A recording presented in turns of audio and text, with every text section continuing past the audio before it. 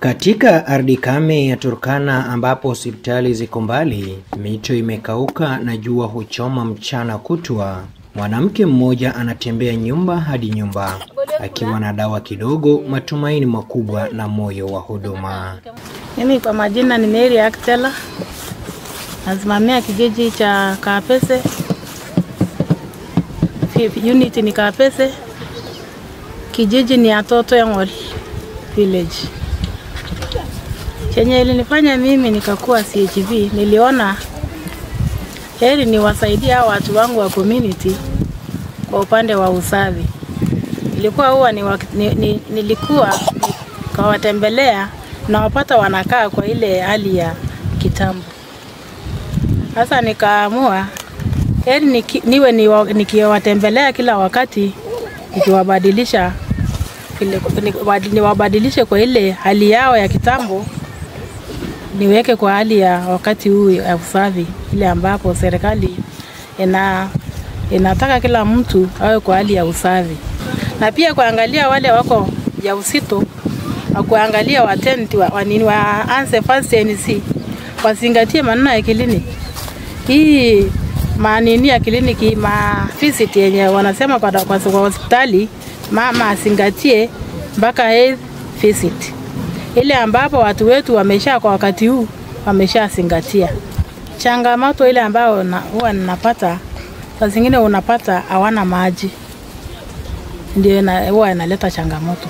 Kwa sababu maji saa hizi hapa watu wanachota tawa. Mimi pia nikiwa CHV nahitaji pia serikali tukumbuke kwa upande wa token. Pia kama kuna makampuni ziko ndani ya serikali, ikuje tusaidia na mafunzo ili tuelimike, tujue mengi kuhusu serikali na vile inakuja kubadilisha namna Kenya iko saa hizi. Huyu ni Akitela Mary, mjumbe wa afya ya jamii kutoka kijiji cha Kapese. Ni mmoja wa mamia ya wanawake na wanaume wanaojitolea kila siku kupeleka huduma za afya kwa majirani zao katikati ya jangwa mbali na hospitali. Kwa mkoba mdogo uliojaa dawa, Akitela hufundisha familia kuhusu usafi, hufuatilia watoto waliodhoofika na kuwashauri akina mama kujifungulia katika vituo vya afya.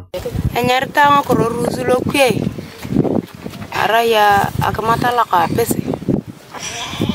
Lewa kala tatami bang daktari alu arisi yai. Mukatama te choncho. Ande tatama tamare ko klinik paka turmu klinik itu tubuak kelewa ko lo yenda tatami daktari la kiji ediki ngara kan itu noi kina kan tingkelinga ogro uni ketatam atamare ana ko lo klinik ana lo choncho elewa ko longa ko na kono kolong la toma daktari yangu.